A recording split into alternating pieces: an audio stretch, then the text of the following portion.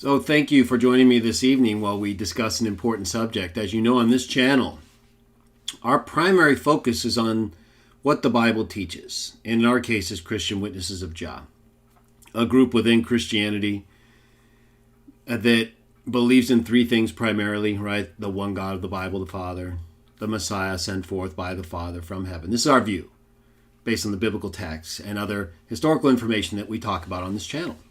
And treat each other the way we want to be treated, the golden rule, right? Now, treating each other the way we want to be treated doesn't always involve getting along with everybody, even if we try.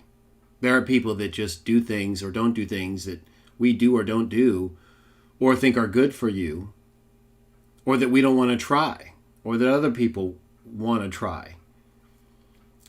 And so the golden rule applies when it comes to what we choose to do individually and how we then treat others who choose to do the same thing or something similar differently. Right? Do we allow them the opportunity to be who they want to be as long as they're not hurting somebody else in a way that would require us to then, in fulfillment of the golden rule, help that person they're hurting? Right? Because we wouldn't want someone to be hurting us and then someone see it and do nothing about it. That would be against what we consider the golden rule, and that is treating others, again, the way we want to be treated. It's not only a Christian principle. It's primarily, I think, associated with Christianity, the teachings of Jesus, but also Confucius, right, Chinese philosopher, taught a form or something similar. Don't do to others what you don't want them to do to you. So this is a principle that really allows people to act in ways and measure their actions and those of others toward them when it comes to the same or similar things, to determine if they're consistent, if we're consistent, or if we're doing something that we're telling other people not to do and not consistent, right? We may be struggling. This discussion tonight isn't really going to be about mistakes we make or times when we're weak, or even if we're strong in ways but weak in other ways, but we're conscious of our need to become a better person. Right? If we have a problem, a self-recognized issue that we accept and we're working on it, right? We're trying to correct. Mistakes made in that kind of path or way of life where you're working to improve, right? You still shouldn't be making outrageous mistakes in the category of improvement that would show you're not really taking your improvement seriously, right? Whatever it is you believe you need to improve on. However, there are times when people don't agree on what's good for you, right? What you're trying to do or accomplish in your life in ways where, as members of society, we have to respect to the extent that it's the behaviors or actions of others are or are not interfering with our ability to be productive members of society, to do the things that we want. And so long as, in the same way, we're not taking advantage of others in ways that would be considered abusive, right? And that can be in different forms. There can be people, for example, like tonight we're going to talk about the Watchtower, former members of the Watchtower, many of whom believe the Watchtower, the Jehovah's Witnesses, the organization, is abusive in some ways, in terms of things like their allowance of pedophilia. I'm not going to get into whether they're correct tonight, and we will to some extent, but I'm going to be more just for the moment representing sides, right? There are people who believe, who were members of the Watchtower Society at one time, that the Watchtower Society is abusive in some way, whether it's pedophilia, whether it's homophobia, whether it's teaching things they shouldn't teach in ways that motivate people wrongly, for the wrong reasons. Whatever it is that the former Watchtower person might believe is a reason to think the Watchtower is abusive, they do.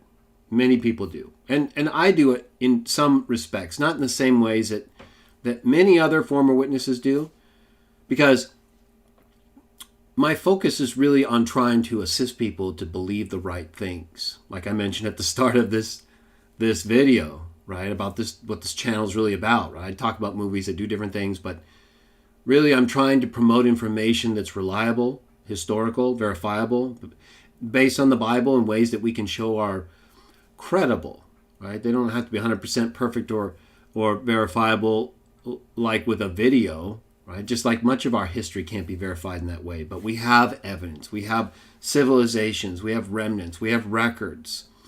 We have geography and things that are available to us in ways that we can look back and say whether or not a written record is correct or accurate or not.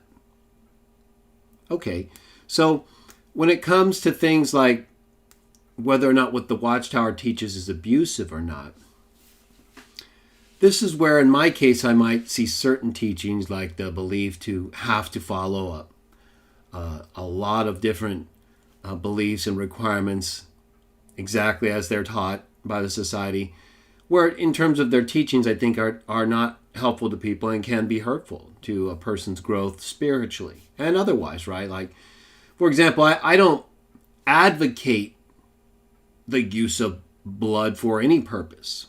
I'm not against using blood as blood for a medical purpose. I don't believe we should be eating blood both because it's not good for you, that we can show scientifically, and because the Bible also specifically states, a book that contains records written and kept by people like Moses and others, very famous individuals from very famous places that lived through many famous events that aren't just some figure in a story. They're a part of our history, and they reflect the beliefs associated with this God Jah, this God of the Watchtower, right? The God that many former Watchtower people don't worship anymore. And some believe that it's because of their experience with the Watchtower. Others believe that it's that and more, right? They just don't believe the Bible is reliable like they used to think when they were with the Watchtower. And so both the Bible and the Watchtower are looked at as, not helpful to people because they lie to them. They mislead people, right? That they're not correct in what they teach about this God Jah. What some people believe. Not all. There's some people who used to be a part of the Watchtower Society who, like me, who don't believe that at all, right? And I'm more, I guess you could say, friendly to the society in that I don't talk negatively about them very much. And a lot of members and I still discuss things that we share in common, like our belief in the one God, the Messiah, Golden Rule. And my history with the Watchtower organization, having been a third-generation Jehovah's Witness and worked with them to a great extent, right, where I did 2 public debates defending the biblical beliefs about the God that we worshipped as part of the society, and that I still worship apart from the society, right, because it's the God of the biblical text, the God of history, the God that the Watchtower still promotes and believes in, but with a lot of other things that people like me don't believe are necessary to worship that same God. Right? So there we disagree. And then there are others who have left the Watchtower and who have embraced other forms of Christianity, right? Evangelical Christianity, Catholicism. So they may oppose the Watchtower, right? They may see the Watchtower as abusive, but not necessarily the Bible and what it teaches, for example, on homosexuality or about the God Jah. All right, well, tonight I'm going to be focusing on the Watchtower, people who used to belong or associate with the Watchtower, but who no longer do, and homosexuality, and how that's viewed by both the Watchtower and members of it, and those who used to be members, but who either believe in the biblical text like me still, and so what it teaches about homosexuality, and those who don't. And what I want to focus on tonight is primarily 2 things. 1, I want to discuss whether or not the criticism of the Watchtower by those who used to be a part of it or associate with it, but who have left it, who would now be considered by the Watchtower and Jehovah's Witnesses who are part of it, apostates, or people who have fallen away and who criticize the Watchtower. They oppose the Watchtower, apostate. They've fallen away in a way that now they're opposing the Watchtower. It's how it's understood within the organization. I want to focus on those individuals, and some might even classify me as one of those, and that's like I said, that, whatever people want to use is what they want to use. But the fact is that there are differences even between me and others who used to be more with the society, but who are no longer. There are differences between people like me who still believe in the Bible and what it teaches, and those who don't. Right? So we both may still agree that the Watchtower can abuse people in ways. We may not agree in the full range of ways that they do or can. But we both have left the Watchtower, right? People like me who believe in the Bible, and others, like we're going to talk about in a little bit, Chris Stuckmann, who no longer follow the Bible, who believe it as the Word of God. And so we accept that the Watchtower can be abusive. We no longer serve with it because there are issues we have, right? Some of which I've mentioned.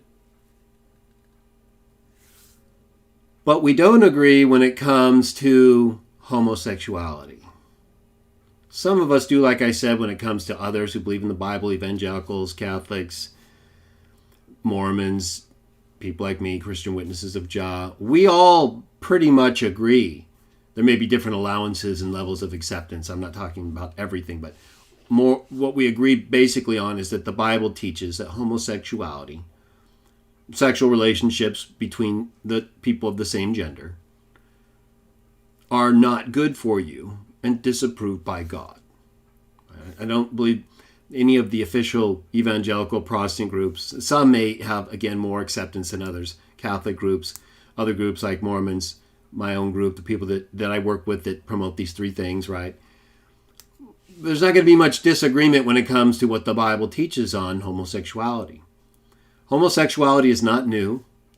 Even other forms of sexuality, like pansexuality that we'll talk about later, are not new. Yet, as we're going to see as well, some people seem to believe that the time frame in which we live, the current time, somehow makes it new.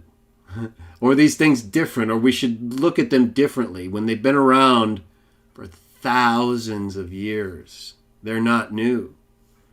Nor are their effects. There's something we're very familiar with, homosexual sex. Right? Just like we can see with the Watchtower Society in ways where people like me and other former members, but who don't believe in the Bible, would accept that the Watchtower has practices that wouldn't be good for people, even abusive. I believe that many who've left the society and who aren't like me in terms of still advocating what the Bible teaches are failing homosexuals.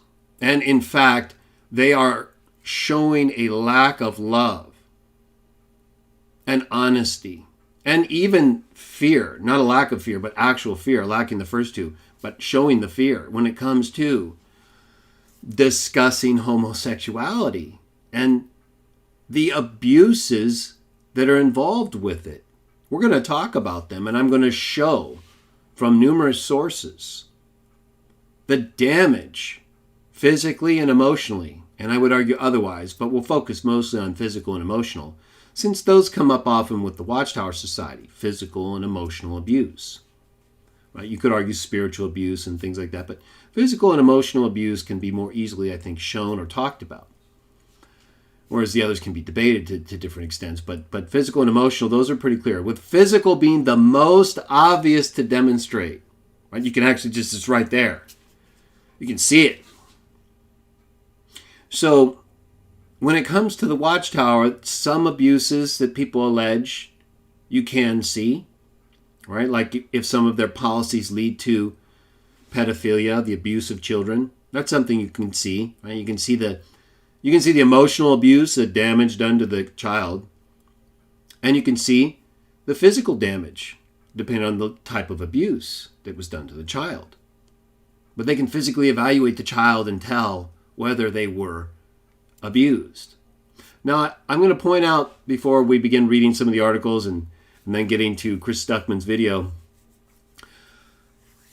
this isn't gonna nothing in the chat will be tolerated if you are hateful towards homosexuals, nor if you're hateful towards Christians. You can disagree.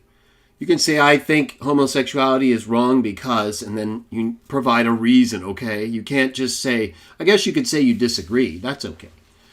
But if you're going to make a strong accusation about Christianity or homosexuality, you need to have facts. You need to have a reason that explains why you find one abusive or both abusive or neither abusive, right? Depending on your claim. So when people talk about the Watchtower Society, right, they talk about their experience. They'll talk about the things they went through or that other people went through and relate that to what they call abuse, abusive policies, practices that make people feel and are affected in these ways. Okay, well, if the same effects, or worse, but certainly I think the same, because they could both be, I think, to the most extreme worst, right? If someone is sexually abused or killed, then either through one, right? Either through homosexuality by being damaged sexually or ultimately killed through things like HPV or HIV. We'll get to it further in a moment. But you can be damaged or killed in homosexuality, more so than, for example, heterosexuality, right? Just two homosexuals having sex, as we're going to get to further in a moment, will damage you more and could lead to the loss of your life sooner than two heterosexuals because of the way we're either designed or have evolved. It's not going to matter tonight so much, the whole creation, evolution thing. Obviously, as a person who believes in the Bible, I believe in God. And I've presented and provided videos that explain why, and provided articles explaining why and defending my reasons. But it doesn't matter really this evening, because whether you believe in evolution, natural selection, survival of the fit, all those things I think are perfectly at home here in this evening's discussion. Because homosexual relationships don't qualify on the same level as heterosexual relationships do when it comes to any of them. We already know the religious stuff, right? And I'm going to get to the scientific stuff further in a moment, like I was just alluding to. The difference between two homos having sexual relations together and two heteros. And at times I'll use homo as an abbreviation for homosexual, just for convenience. Same with hetero. I might use lesbo too, just because it rhymes with hetero and homo. Or I may say lesbian, because it's kind of shorter. But it flows better, right? So sometimes I might say that. It's not. I've grown up from fairly young around homosexuals. I'm not uncomfortable using terms like this, talking openly. I think it's necessary, especially now, because it just doesn't exist. Not the way it should, the way we're going to show tonight. It can be. I think I met openly the first homosexual man when I was in high school. As a freshman. I was at a friend's house, and we went over to his neighbor's house. We had gone over a few times. But this one time we went over, I'll get back to the whole theme of the show in a moment, but just to give a little backstory on my experience with homosexuality. So I got to know this guy a few times. He was a little bit older, probably late 20s, early 30s, and I and my friend were in our mid-teens. And one time I was over there using his restroom, and I was about to come out, and he came in and confronted me in the restroom. He said, Greg, I really like you. I was like, I like you too, but I don't like you in that way. Because I knew what he meant. I could tell then. I didn't know. I just wasn't aware. I didn't know what to look for. I was pretty young, 15 or so, 14, 15. But I was with my friend again. And he wasn't, other than coming into the bathroom, like right when I was done, because he wanted to have a moment with me, right? And if I was willing, right, he's ready to go. But I was like, no, I'm not. I don't like you like that. And I could see the look on his face. It was kind of disappointing. But then I just said, but I like you as a friend. So and then I walked out. He didn't try to restrain me or anything. I stayed for a little bit. I tried. It was uncomfortable, of course. And so I became aware at that point, okay, there are people who I don't realize have this desire or view that I have to be more watchful of. And then I've had experiences working with different homosexuals, and talking with them extendedly at breaks. We've gotten along very well. But even though we respect each other professionally, there was always this kind of disappointment, right? That I just still couldn't. I don't know why. It seemed like they thought I couldn't accept them when I was fully accepting of them. I just didn't agree with the way they practice sex. I'm allowed to disagree with how people, if I think it's bad for them or bad for me, right? It's really When people who are heteros don't act homo, and we don't feel the same way, it's because we don't desire that. To us, it's bad because it's damaging, as we're going to get to further in a moment. It's not bad because you're a bad person as a homo. You may be, right, if you do things that are bad, right? But if you're a homo who's just having homosexual sex with other adult homos, I mean, you're not like pedophilia, or raping a child or taking advantage of someone who's not an adult, a consenting adult. Well, that's totally different than taking advantage of a child or taking advantage of someone against their will. It's still a damaging practice. And you may not be having homosexual sex as two consenting adults in ways that take advantage of each other without their consent, but you're still damaging each other with consent. There's no way around it. Physically, if you're males, it involves things that we're going to talk about right now, and females, right? It's a little bit more obvious with males because of the anal involvement, but with females too, right? The lack of the penile organ or the use of an artificial. So there's things that heteros have that complement each other in ways that lead to reproduction without pain, right? Without having to have tearing or things done in ways that with normal heterosex, it's not necessary. You can have it in a pleasurable way that leads to a good life of other human beings, which you can't have with homosexual sex. That's the most obvious difference and reason people don't like it. It damages, in terms of the male on male, your anus, your rear end, right? Your toxic waste removal organ, which we'll talk about further in a moment. But that's what gets rid of the toxins and human waste your body doesn't want. It's an exit-only organ. It's not meant to receive anything. Not even suppositories, right? They may be medically beneficial in some way today, but nonetheless, they're still painful, right? They're not a helpful thing. They're not something your body really welcomes or receives. Well, just think of sex with the anus in a way that would repetitively involve the same process used with a female vagina and a male penis, right? So the damage that's done to the human anus is extreme. It's only one cell wall thick. It tears very easily. Ends up mixing blood with fecal matter and semen in ways that cause immunosuppression. These are not mysterious things. These are all credible facts you can find on your own that people have known for years and that are inescapable. They're the reason why we pay so much money toward drug treatments for people who suffer from different diseases that are transmitted sexually. Right? Because they're choosing a form of sexual practice that, while they desire it, is hurting them and the other person.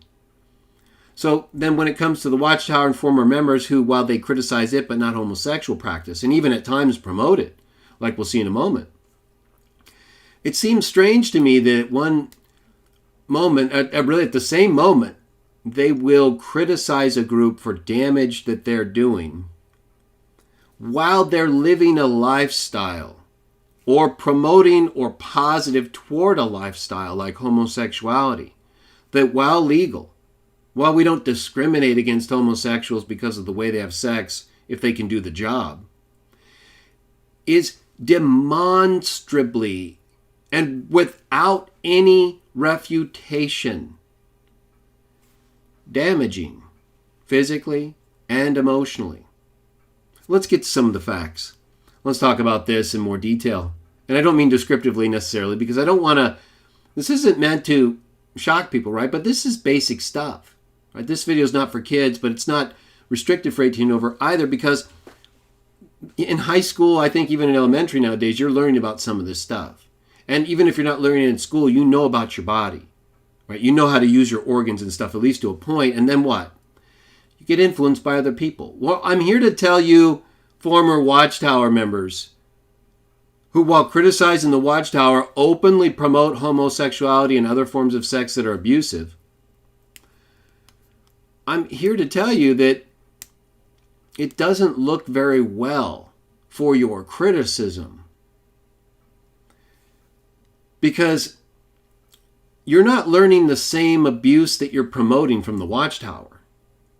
Right? The Watchtower, that's part of your criticism, right? That they're in your view, and some of yours view, at least anyways, we'll get to, homophobic because they don't agree with homosexuality or think it's bad in the ways that I've been kind of talking about. But they may do or say certain things that aren't appropriate and may seem homophobic. They'll have to speak for that in their own regard. But I'm talking about my own experience, my own life.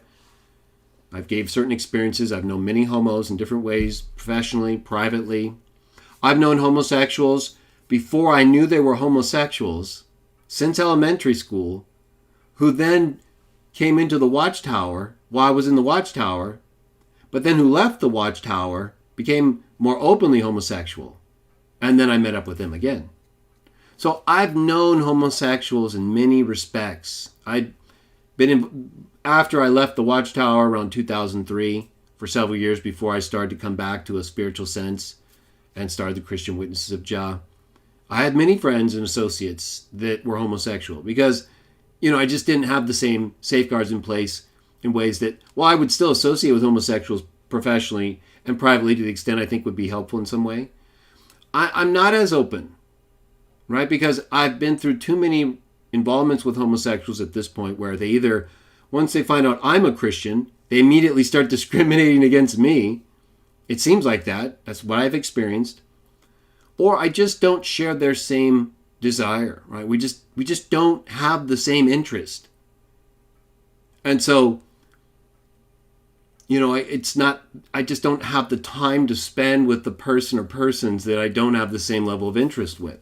I'm doing these things, right? Are they going to help me make videos for the CW Jah Tube, right? Well, maybe if it's someone who wants to, who's involved in insurance stuff and wants to help me there, right? So I would still work with and do homosexuals or anybody. That does not mean I believe what they're doing is good for everybody. That's why I don't do it, for the most part, right? Isn't that why you, if you're not a homosexual, don't do it? Right? Isn't it the reason you aren't a homosexual if you're a heterosexual like me? Because you don't desire homosexuality, not because you don't desire sex, right? Maybe there's some people that don't desire sex, but most heteros desire sex, do we not? So why don't we desire homosexual sex? Because it involves the use of our anus, or if you're two females, the non-use of a penis, a real one, that for heteros are essential for the act to be done correctly without any damage. Right? You can still simulate sex, and by simulate I mean copy normal sex that's led to the reproduction of the species, which is why we're here. That's why it's normal. Right? Homosexual sex does not provide that benefit. So even though it's accepted, it's not normal. It would end the species if everybody practiced it, unless you somehow created a way outside of sex that led to reproduction. So it's not normal. It's not the same as heterosexual sex in that regard. It's obvious. It's really not disputable. Although if you're a homosexual and you want to try to, feel free. If you don't have facts, though, I'm afraid I won't be able to tolerate you for very long. Right? We can all have our opinions, all have our views, but if you really want to be taken seriously, you need to have facts and information. So let's get to it. Let's talk about some of that facts and information. This is an article I've had on my topical index and that I've referred to before when discussing this issue. The Health Risks of Gay Sex by John R. Diggs, Jr., MD. And we'll just take a look at a few things. He talks about sexual relationships between members of the same sex, exposing gays, lesbians, and bisexuals to extreme risks of sexually transmitted diseases, physical injuries, mental disorders, and even a shortened lifespan. Now, former Watchtower members who are homosexual or pro-homosexual, you don't see any real problem with it, and you never talk about it in ways that would suggest you see a problem with it. Do you see a problem with this? Do you see a problem with extreme risks of sexually transmitted diseases, physical injuries, mental disorders, and a shortened lifespan? Is that enough to get your attention? Because it looks like the Watchtower and all of the things that it says and tries to teach get your attention. And I agree, there are some things that I think are worth attention. You know what I also believe? This is worth our attention. And so when I see people like Chris Stuckmann, whom I respect in different ways that I'll get to in a few moments, nonetheless talking about his experience with the Watchtower in ways that show his preference for filmmaking and a way of life involving a type of sex that we can show as abusive. He didn't necessarily come out, as we'll see, as a homosexual, but as not straight and as a pansexual, which can involve homo.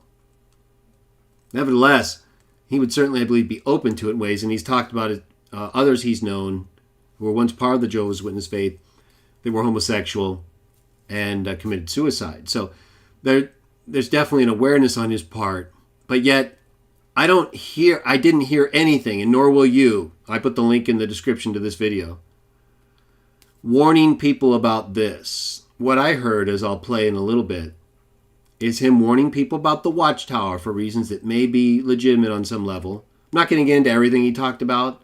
I don't want to get into nitpicking anything he said about the Bible or about the Watchtower if I don't agree. It's just more I want to talk about the idea of whether or not avoiding warning people about obvious forms of abuse associated with known sexual practices.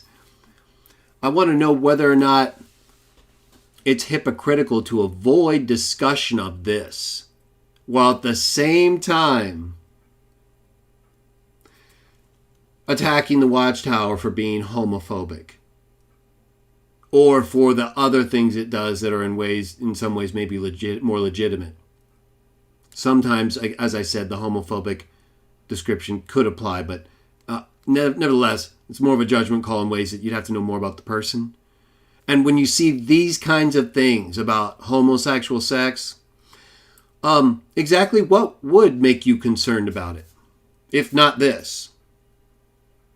We'll talk about what homophobia is, what fear is, again, further in a moment. But if this isn't enough to get your attention, I'm not so sure your focus is correct. Maybe you're too focused on the Watchtower and you're ignoring that huge rafter in your own eye. And that makes it difficult to respect. Right? We all have problems, like I talked about earlier. We all make mistakes. That's okay. It's not a great thing. We don't want to make mistakes. But there's a difference between a mistake. Would you not agree, former Watchtower people like me or not, who believe the Bible or don't? There's a difference, is there not, between making a mistake and struggling with something, trying to do better, believing it's wrong, but having a problem overcoming the desire to do it, and knowingly promoting something with total confidence that it is a good thing or not bad for you? Well, why then do we never hear any of you former Watchtower people who don't believe in the Bible still, like me or like Protestants or Catholics or others? Why is it we never hear you talking about this? Isn't this something you should be concerned about, at least to the point to where you're not openly promoting it while you're criticizing the Watchtower? There are 5 major distinctions between gay and heterosexual relationships with specific medical consequences. They are levels of promiscuity.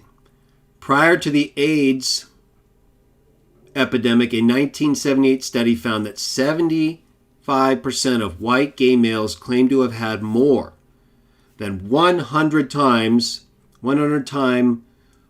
lifetime male sex partners, 15% claimed 100 to 249 sex partners. 17% claimed 250 to 499 partners. This is homosexuals. 15% claimed 500 to 999 homosexual partners. And 28% claimed more than 1,000. 28%. More than 1,000 lifetime male sex partners. This is for white gay males in a 1978 study. that this article is referring to. Levels of promiscuity subsequently declined, but some observers are concerned that promiscuity is again approaching the levels of the 70s. Right, that was prior to the AIDS epidemic. And during the AIDS epidemic, I remember as well, I was young, but there was a lot of fear about having sex, especially unprotected sex, during the 80s and even the 90s. So the medical consequence of this promiscuity is that gays have a greatly increased likelihood of contracting HIV, AIDS, syphilis, and other STDs. Similar extremes of promiscuity have not been documented among lesbians. However, an Australian study found that 93% of lesbians reported having sex with men. Lesbians. Still having sex with men, so while their promiscuity rates are much lower in the gay community, among other lesbians, 93% of them, lesbians, have reported having sex with men. And lesbians were 4.5 times more likely than heterosexual women to have had more than 50 lifetime male sex partners. Any degree of sex promiscuity carries the risk of contracting STDs. So right, she sleeps with one of those men who slept with all these other men. It's like sleeping with all those men in many cases. And women are much more, they retain what they receive from men more than men whom, even if they have unprotected sex, can still not take in the kind of fluid exchange that women do during unprotected sex. So the risk is clear. Does this get your attention, former Watchtower people? Or is you still totally focused on the Watchtower and all of the things you see wrong with it, while at the same time, as we'll get to, promoting homosexual and other non-heterosexual sex that has these kinds of consequences? What's another one? Physical health. Common sexual practices among gay men lead to numerous STDs, physical injuries, some of which are virtually unknown in the heterosexual population. Lesbians are also at higher risk for STDs. Is this homophobia, homosexuals, and those who support them? Are facts about what your acts result in homophobic to you? Does it sound homophobic when people read facts to you? Then I don't think you understand what homophobia is, or maybe homophobia isn't so bad after all, right? Aren't there things you're supposed to be afraid of? Aren't there things that when you're afraid of, it's good to get away from them because they'll hurt you? All right, well, you tell me, are these true facts or not? And we're not even through half of them yet. Let's go on.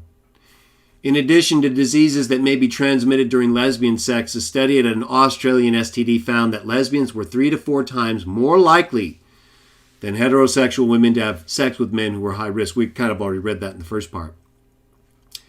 Mental health. It is well established that there are high rates of psychiatric illness, including depression, drug abuse, suicide attempts among gays and lesbians. Former Watchtower members who are homosexual or who support homosexuality and who are never critical of it, you never really ever warn people about the dangers and damage done by homosexual and other non-hetero forms of sex? Do you consider psychiatric illness, including depression, higher drug use, and we'll get to later, but it's especially the case among homosexuals that meth use is extremely high. Drug abuse and suicide attempts. In the Chris Stuckmann video that we'll get to, he talks about suicide specifically, I believe, in relation to someone that he knew who was homosexual that was once a part of the Watchtower. And he refers to other documents or documentaries about suicide in relation to Jehovah's Witnesses. What about here? What about among your own community of gays and lesbians or pansexuals, right? It may not be as documented in the case of pansexuals because it's not as established as gays and lesbians in terms of male and male, female and female, without the variety involved in pansexuality that we'll get to. I never hear these former Watchtower people who support homosexuality or who are gay and attack the Watchtower Society, I never hear them talking about the very same problems plaguing their own community. It goes on to state this is true even in the Netherlands, where gay, lesbian, and bisexual relationships are far more socially acceptable than in the U.S. Depression and drug abuse are strongly associated with risky sexual practices that lead to serious medical problems. So, my concern is that we have a lot of people like Chris Stuckmann, who I think means to do good in the video that he put out, and that we'll get to further in a moment. And I've watched Chris's movie reviews for quite a while, and I've always had a pretty positive opinion of him. He seemed like a nice guy. In fact, my kids, who are older now, but going back almost 10 years, we've watched many of Chris's videos because, there are a lot of YouTubers who are, well, there's several that stand out, but there are quite a few that are long-standing, like Chris Stuckmann, right? Cinema Sins, Red Letter Media. Right? So you have some of these more well-known movie review channels, and Chris is one of them. I've enjoyed Chris's movie reviews. I've always felt he had a warm personality, that he was a nice guy. I don't know him, but he came across, and still does, as a nice-hearted guy. But of course, no one can tell what a person's really like just because of the way they present their product and things like that. Nevertheless, my kids and I always kind of looked at Chris as like the most positive of the movie reviewers, right? If he gave it an A, we kind of thought, well, it might be a B- or a C, because he was just seemed like he was a nice guy. He had a hard time being really critical. Now, I've seen him actually more recently be more critical, like of Wonder Woman. I watched his video on that when he didn't like it, and he gave it a C-, which for Chris, at least for me and my kids, we would say that's like an F. So my view of him is actually very positive as a person, as a movie reviewer. Now, having watched his most recent video, it's kind of like when an actor comes out and tells you more about who they are as a person, right? Their political affiliation, all this stuff. It's important stuff, but not when you enjoy what the person does for entertainment, right? When you watch him in the movie, you kind of just want to escape into that character and not know what that character thinks in real life that would make you think less of the character, right? It was kind of a little bit like that. I mean, I'll still watch Chris's stuff if I choose to. I can't watch everyone, so I'm going to watch him less because I think there's an issue now where he's concerned, at least in terms of being honest and open about what you're doing. It's one thing to come out and be open and honest about what you used to do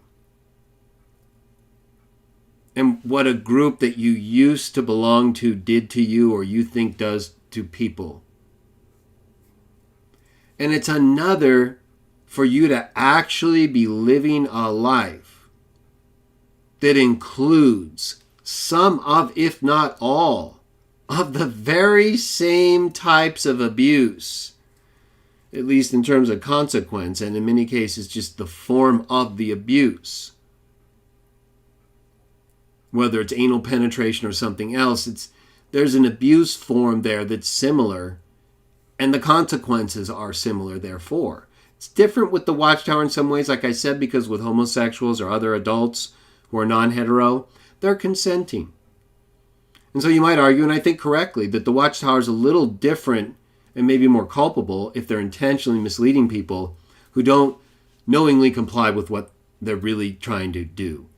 That gets a little bit beyond what we're here to talk about and more into their motives. But there is a situation where they could be more culpable, just like a homosexual who attempts to mislead a heterosexual, and they do. I've had many homosexuals try to justify it or do it and get involved in ways with me that would compromise what they know I believe or think is right. Right? So it's not so much a question. It's okay not to agree with someone's practice. But when your lifestyle basically involves a very similar or the same types of abuse and consequences as the people you're criticizing, that changes things, right? So it creates a comparison between you and the person that's not just, well, you're a normal human being, right? The Watchtower is different. The Watchtower makes certain claims in ways that you could discuss, like many people have, and say, well, that's not correct, or they don't do this right. But if at the same time you as a homosexual are telling heterosexuals things that make them question their heterosexuality, I think an argument could be made that you're in some way doing a very similar thing, and that is misleading people into a lifestyle of abuse. If they just feel that they're a homosexual or a pansexual like Chris, well, that's not you making them feel that way. They just feel that way, and they're going to either pursue or not pursue their feelings. I'm a heterosexual. I may feel like having sex with every good-looking female I see, but I don't. Right? I can control that. And even the times where I may not be able to control it, I most of the time do. Like by far. Right? So sexual urges that are natural, even felt, are very controllable. Especially, like in my case, if I know they're going to damage me or not going to be good for me long term. Or even short term. Right? So there's not this overwhelming, uncontrollable desire for hetero or homo sex. Not always. There may be times, again, where we have weakness. But my point is, these are controllable if necessary. And so it's one thing to live that lifestyle, but it's another thing to promote it as a good thing. Like I was saying, for a homosexual to try to convince a hetero, hey, this is basically the same thing, right? Sex, we're just using a different opening, right? Which, there are obvious differences, like I've talked about. You can't have kids, there's damage, right? You can't, the anus isn't designed, nor has it evolved for use as a sex organ to receive a hardened male penis, let alone ejaculatory material. It causes immunosuppression. It tears open the anal walls, causing bleeding. That's why they have to be sewed up often. And then the ejaculatory material causes immunosuppression. Any involvement with fecal matter can be a biohazard. There's nothing clean about it or productive or good or healthy at all. It doesn't lead to children. It causes damage. As we've been reading, it leads to less lifespan, mental disorders, physical injuries, and extreme risks elevated above heterosexuals when it comes to STDs. So again, former Watchtower people who promote and or who are friendly towards homosexuality, but yet at the same time criticize the Watchtower Society for abuse, why don't you come out and discuss openly and honestly what you're promoting, what you're doing? Because it takes away from your potentially legitimate complaints about the Watchtower Society. Let's finish up this article and go to a few other things before we get to Chris's video. Lifespan. The only epidemiological study to date on the lifespan of gay men concluded that gay and bisexual men lose up to 20 years of life expectancy. Is that enough to get your attention? Former Watchtower people who never criticize homosexuality while at the same time criticizing the Watchtower for damaging people's lives, damaging people's emotions, mental health. The same things are flourishing in your community because of your chosen lifestyles that you're promoting without any criticism, while at the same time criticizing another group where those same criticisms could equally be leveled at you and are by facts and information. So now what? Are we going to ignore these facts and information? Are we only going to look at facts that you provide about the Watchtower? Or is this important too? Monogamy, meaning long-term sexual fidelity, is rare in gay and lesbian relationships, particularly among gay men. One study reported that 66% of gay couples reported sex outside the relationship within the first year. 66%. Right? You homosexuals may criticize heterosexual marriages and relationships for not lasting forever, right? Or failing after a few years. the studies are showing that the number of partners you are having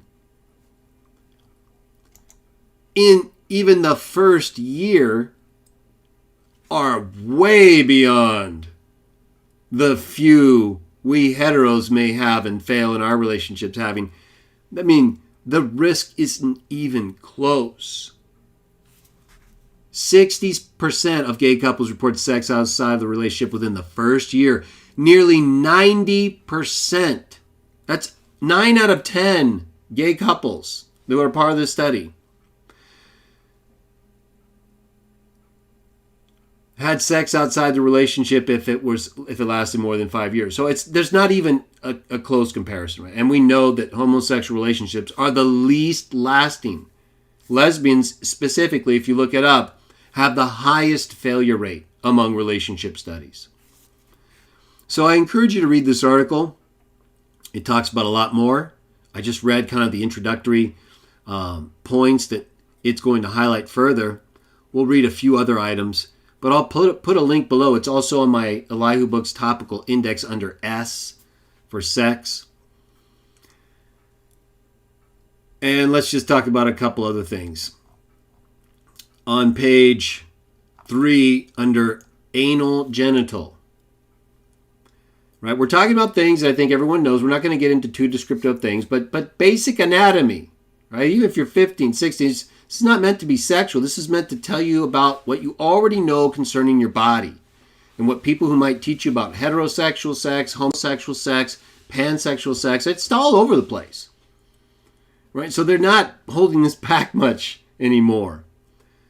But we need to talk about the risk because a lot of people who used to be involved with the Watchtower Society, but who now criticize it, openly promote these kinds of relationships as if there's no problem at all. You wouldn't even know there's any danger at all with homosexuality if you just listen to them. Anal sex is the sine qua non for sex for many relationships, meaning the only way. Yet human physiology makes it clear that the body was not designed to accommodate this activity. The rectum is significantly different from the vagina with regard to suitability for penetration by a penis. The vagina has natural lubricants and is supported by a network of muscles. It is composed of a mucous membrane with a multi-layered, stratified squamous epithelium that allows it to endure friction without damage and to resist the immunological actions caused by semen and sperm, like I was talking about before. In comparison, the anus is a delicate mechanism of small muscles that comprise an exit only. That means you're not supposed to go in. It only takes toxic fecal matter, the waste from your body that you need to get out. It's just trying to get that out. There's nothing about the anus or the anal organ that is designed or that is evolved that is in any way an indication it's to be used for sex, and everything to show it's not, like we're talking about. With repeated trauma, friction, and stretching, the sphincter, the anal muscle, part of the anal muscles, loses its tone and its ability to maintain a tight seal. Consequently, anal sex leads to leakage of fecal matter that can easily become chronic. That's why they have to use plugs, because they're stretching the anus out unnaturally in ways that are damaging to themselves. And then they call it love. Someone tell me, especially if you're homosexual, I'm not doubting that you feel good or even may feel what you consider love. What's loving about homosexual sex? You're damaging yourself and that person. You're creating conditions within that person where they're going to have ongoing problems for the rest of their life, where their life will be shortened and their exposure to disease and drug use higher. What's loving about that? Is there something we're missing? Because just because you feel good doing something is not a good reason. Right? Don't pedophiles say the same thing? Wouldn't the Watchtower, the people you accuse of being pedophiles, say they just like to do it? If they had got caught or cornered, like many pedophiles do, they just desire it, right? It's what they wanted to do. So that's not going to cut it, is it? That's not a good reason. Heterosexuals do it because we desire it for the purpose of reproduction and building a family in which we can share a loving experience that doesn't involve fecal material leakage or emotional or mental disorders or, on average, 20 years loss of life. Heterosexual sex does not in and of itself lead to that. I'm not talking about people who may abuse that. We're talking about the sex act, the lifestyle. Homosexual sex does all of that in the negative senses that we've been talking about.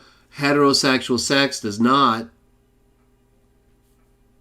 Goes on to say the potential for injury is exacerbated by the fact that the intestine has only a single layer of cells, separating it from the highly vascular, full of blood, tissue. Therefore, any organisms that are introduced into the rectum have a much easier time establishing a foothold for infection than they would in a vagina. The single layer tissue cannot withstand the friction associated with penile penetration. That's why they tear all the time. That's why they have to have on staff at many of these porno video sites a proctologist. I've read about it because I do studies about the damage of anal sex, and these things come up. It's like, okay, they know how damaging it is. They've got proctologists there ready to go because they have to be stitched up.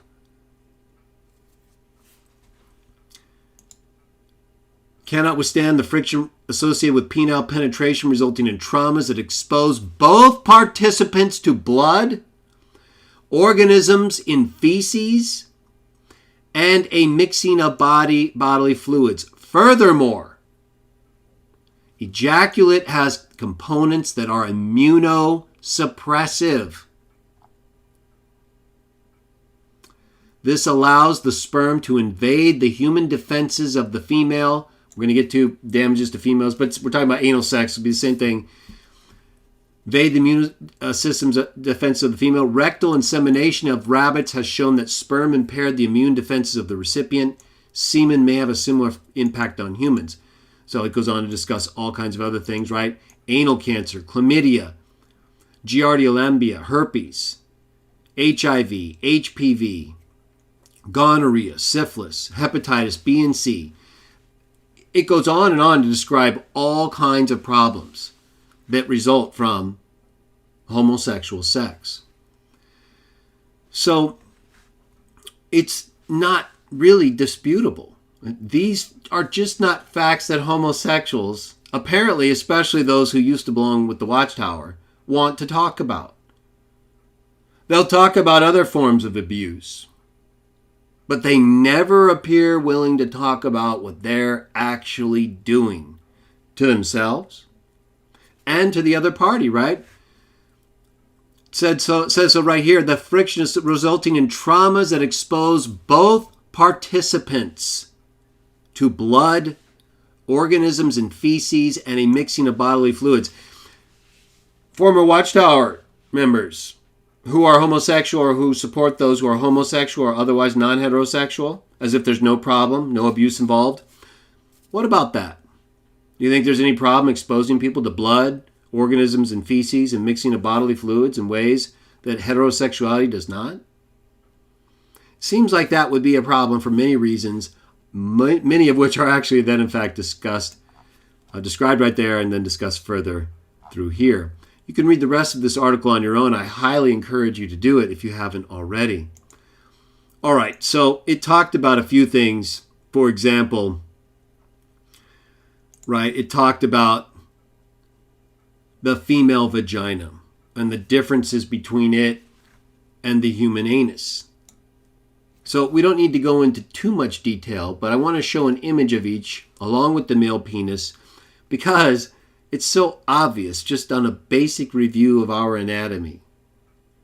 And as was just described by the article we reviewed, in part, that the female is designed, or even if you want to say evolved, then it is specific for the act of heterosexual sex, for the penetration of the vagina by a male penis, and that male penis's ejaculation into the female that leads to the birth of a child without damaging the woman, not if done correctly and in ways that are normal and appropriate for each person. Right? Their physiology matches, it lines up. It's not an act that requires damage to fulfill. Homosexual sex and other non-heterosexual sex requires it. It's not possible to avoid physical and emotional damage that come, because even in the emotional case, right, even if you don't have, for example, anal sex or anal penetration, let's say you just have two lesbians, right, and they're sexually arousing each other without a male penis. Well, that arousal is all for the purpose of exciting the female and the male, but if it's two females, right, it's for the purpose of exciting their respective organs and bodies, right, the organs in their bodies, for the reproductive act that leads to reproduction. Right? Two females that are with each other, arousing each other, it's not going to result in the same physiological equation that the organs are respectively designed for in the sex act, so that proper lubricants are supplied at the right time in ways that allow each other to enjoy the insemination of the female that lead to reproduction. Two females can't do that. Right? They can get aroused. Right? They can orgasm, but they can't climax in the way together that is made for reproduction.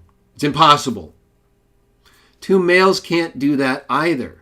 And when they try to do it, they really, really damage each other, because whereas the female is designed for the sex act, right?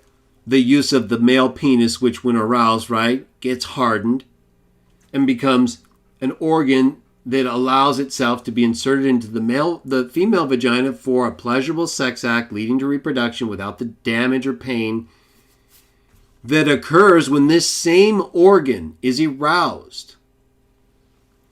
And instead of entering a vagina, is repetitively inserted into the human rectum, male or female, right? But we're talking about homosexual sex specifically because of certain people who have, for example, like Chris Stuckmann, although he's a pansexual, again, he's favorable towards homosexuals and against the Watchtower in ways that seem a bit hypocritical. Knowing what I know, for example, about, and people like me, about things like homosexual sex and relationships, having been around them my whole life, having studied them, having considered the effects, the science, right, and the religious text, but without the science is really unavoidable. You can have your own view of the religious text and different things and determine whether or not that's correct. You cannot change the scientific facts that we all have, that the anus is a part of the digestive tract. Right? It's at the end, the part where homosexuals use for inserting like it's a female vagina. It's not designed. All these muscles are pushing out. None of them are designed like the female vagina for receiving, lubricating, and accepting the male penis and ejaculatory material. The human anus, male or female, is damaged every single time a male inserts his penis into it. Every time, every single time. So this repeated trauma, like we've read, is undeniable, damaging the rectum, tearing it open, causing immunosuppression with the ejaculatory material released into it. This is meant to remove things that are damaging you in your body. Your body doesn't need. It's waste. It's a biohazard. Your body wants it out. That's why this organ is designed as part of the digestive tract to get it out. Not to leak out because you've stretched your rectum so much through sex, it can't seal up anymore and hold it in until it's time to go. This is what they're having to deal with, in addition to all the other stuff we were reading about. So homosexuals seem to be benefiting, in my opinion, from our refusal, at least to this point, right? And I've talked about it before, but we're going to do it more openly now. We may have a series even ongoing that addresses these issues, because the homosexual community is just not doing a good job being honest, I believe, with itself, with what its act involves, the damage that it causes. Sometimes they are. For example, they're starting to, and probably have for some while, but more in ways that I've noticed, becoming aware of the dangers that homosexual and other non-heterosexual sex presents to people. And so here's a November 2019 article in Yahoo.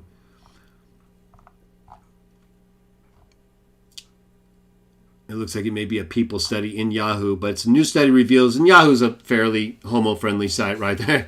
They're not usually, you're not going to usually find things that are negative towards homosexuality or pansexuality on Yahoo or on HuffPost or CNN. So certain places, no, I mean, they'll still be honest, right? They know if they have a problem, it's not like they're going to totally avoid it, but it seems like they're avoiding it more than they should be, especially if they're going to be criticizing groups like the Watchtower or even people like me who believe in the Bible. It's not homophobic to point out to people the dangers that keep you or me from doing a certain act that if they choose to do, fine, but that doesn't make it a good act. Well, it'd be just like with someone who doesn't like someone who smokes. I know people who find it disgusting, right? They'll even say, oh, it's disgusting. But they just get away from the person who smokes when they're smoking, and they'll do things with them otherwise. They don't hate the person. They just don't like the smoking. There's things like that that are related to homosexuals as well, because with heteros, we don't think the act is a good thing. It's bad for you, like smoking. You can still do it. I don't hate you. I'll still work with you and use you if you can do the job. But why would I want to be around someone who does something that I believe is damaging to them and to me if I'm around them, whether it's smoking or homo or anything else? Right? You homos who left the Watchtower, you believe that's the case with the Watchtower. Okay, well, it shouldn't surprise you that much then to find out that your community's practices, in spite of the media's and many entertainment outlets' promotion of them, are actually documented forms of abuse. It's not even questionable, right? That's why you guys don't talk about it. And if you want to talk about it, well, here I am.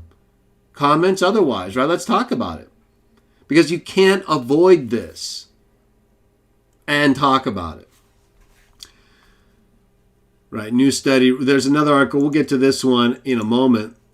But let's get to this earlier study, actually, from June 14, 2012. The next gay plague. Anal cancer. Lavender Magazine. Paul Middlestott, MD.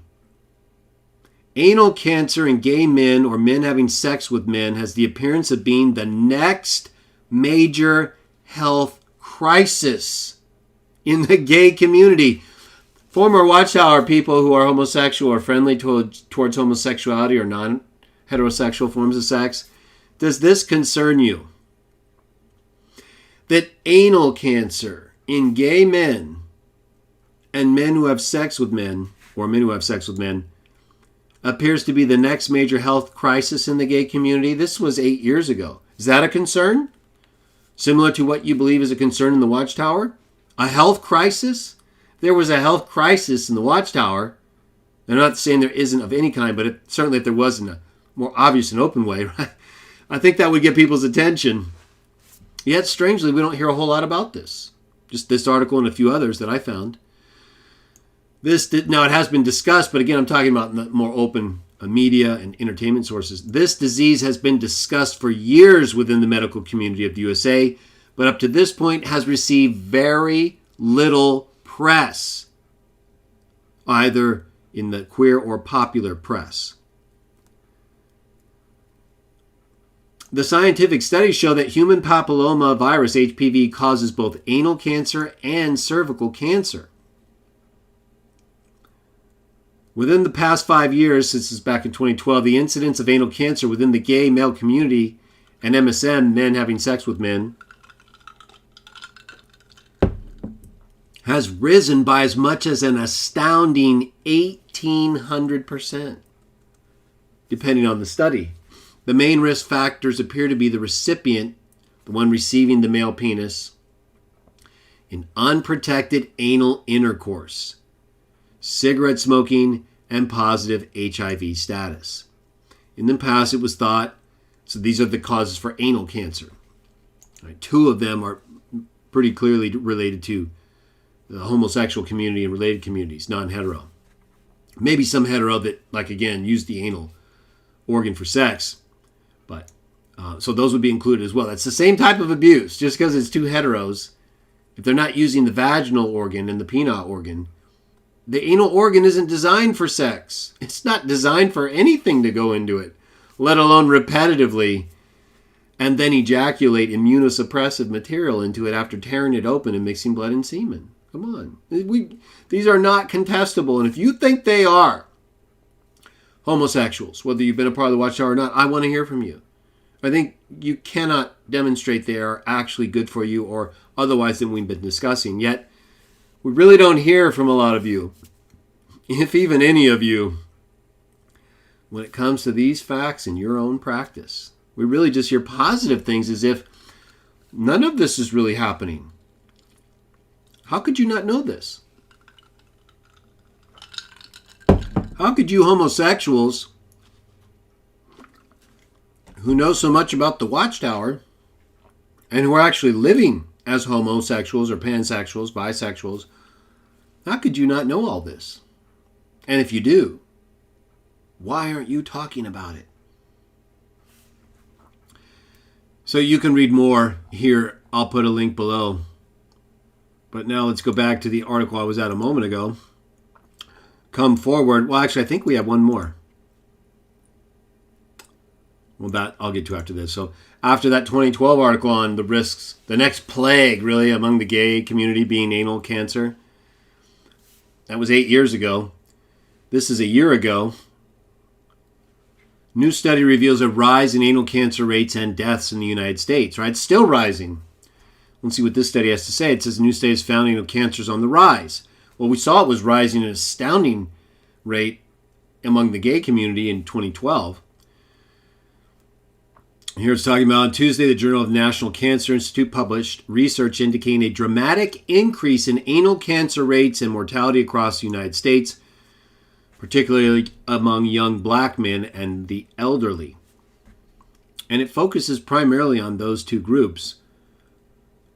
But it states researchers examined trends in the anal cancer cases between 2001 and 2016 and found that incidence of squamous cell carcinoma of the anus, the most common form of anal cancer according to cancer.net, has increased by 2.7% each year, while the death rate from the disease rose by 3.1% each year. And this is the next plague for the gay community, according to 8 years ago's study.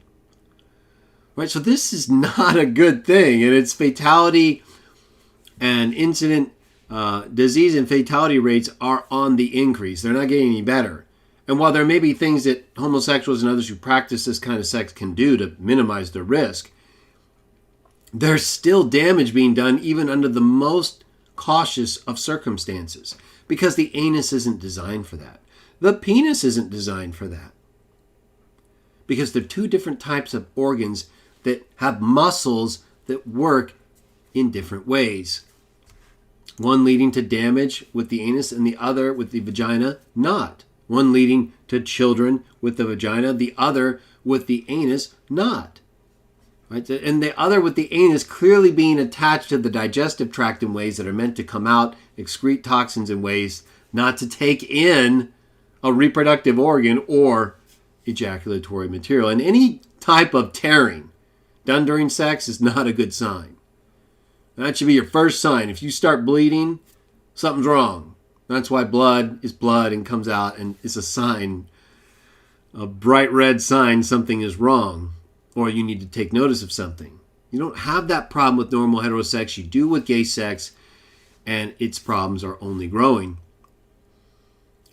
All right, let's take a look here at how gay men underestimate their risks from HPV, human papilloma virus. Article from U.S. News, February 20th, 2020. Young men who have sex with other men don't fully grasp. After this, we're going to go to Chris Stuckmann's video, and then we'll watch part of it and wrap things up. But I really wanted to talk about this tonight in ways that allow us to focus on things that aren't often brought up when it comes to former Watchtower witnesses, especially those who are part of the gay community, but yet who criticize the Watchtower, like Chris Stuckmann, and yet at the same time promote and practice a form of life, a lifestyle and form of sex that are abusive, damaging, and never speak against it in similar ways like they do with the Watchtower. So it seems hypocritical. There certainly is something that's lost by those who, on the one hand, will attack certain groups for abuse, certain people for abuse, but yet at the same time never say anything about what their group is openly promoting and doing without any attempt to say, yeah, we're working on it, or this is something we're trying to make better, and not practice in the same way. No, this is like an accepted thing, like you'll hear Chris talk about in a moment. All right, so it talks about how young men who have sex with other men don't fully grasp their risk for human papillomavirus. Papillomavirus infection due to a lack of information from healthcare providers, researchers say. Well, why isn't the gay community, and in particular for our discussion this evening, the gay community as it relates to those who are formerly associated with the Watchtower Society, why aren't you telling people about this? How could it be that in 2020, young men who have sex with other men don't fully grasp their risk for human papillomavirus? You know who they can't blame for this? Watchtower. You can't blame Watchtower for this. You can blame homosexuals and the media and healthcare providers, I guess, right? But I know for a fact, just listening to others who are homosexual, who criticize the Watchtower, and they never talk about this, in spite of its consequences and risks, and listening to the media, right? Popular culture. They don't talk about that. They promote it all the time. And here they blame healthcare providers. So you certainly, again, can't blame the Watchtower for that. Interviews with men in their early 20s who are gay, bisexual, or who identify as straight but have sex with men found that they knew little about HPV, including how it is transmitted. How could that be? I mean, it's pretty obvious, but I would think they would know that at least, or be sharing it among them more. Its symptoms and how it contributes to cancer risk. So there are problems, ongoing and evident problems that are only getting worse in the gay community, and that if we don't talk about and discuss like we are here, aren't going to go away anytime soon. All right, so I'm going to bring up Chris here, and we're going to talk about a few things. And I'm going to just insert myself here while we review part of his video, and under what I consider fair use for the purpose of just offering constructive criticism over some of the things he says. I encourage you to watch his entire video, because then you'll have perfect context for everything he's talking about. I'm not going to go into detail on everything. I don't agree with everything he says about the Watchtower or the Bible, but he makes some points that are, I think, relevant and useful.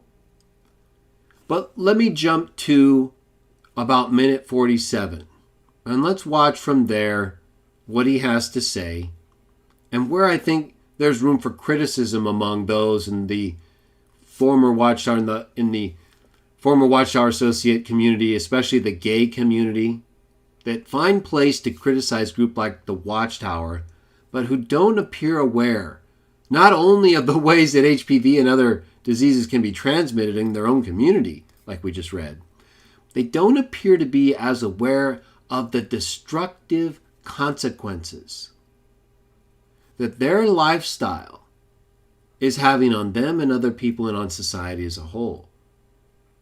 And yet they appear very aware of some of the problems that other groups have when it comes to some of those same issues. So there's definitely room for improvement here if they want their message to be taken more seriously, and if we're going to actually show genuine interest and concern for those in the homosexual community who get to choose to do what they want.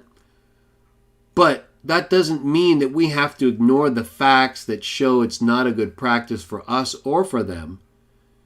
And if they don't want to talk about it with us, fine. But why are you so interested in talking about people like the Watchtower who abuse others in your view in certain ways? And yet you're not interested in talking about how your lifestyle and communities, the homosexual community, mixed of different orientations communities, are abusing people to the point to where they're having psychiatric disorders, suicides, mental disorders, psychiatric mental disorders, increased drug use, increased risk for STDs, and a loss of life of on average 2 decades. These are some pretty serious things, especially when you line them up against some of the things you talk about with regard to Watchtower. Some of them being very serious, like the ones I just mentioned that we've been reading about in different sources, involved with your practice, the things you're promoting. Let's listen to it right now. So let's go forward. There again, I don't have a negative view of Chris. I don't know him. My feeling is that he's actually a nice guy, but I disagree with how he's handled this, not so much in terms of relating his experience, but his use of this experience relating video to promote his own lifestyle of abuse. Whether he sees it as abuse or not, right? That's the concern I have. As someone who does try to help people involved with the Watchtower, or who want to worship the biblical God, or who are homosexual but want help dealing with their habit or desire. They don't see it as a good thing, but they're still desirous of it. I'll help or assist anyone, but I'm not going to get involved in their life in ways where if they don't want to change, or if they want to keep doing what they're doing, then what's the point, right?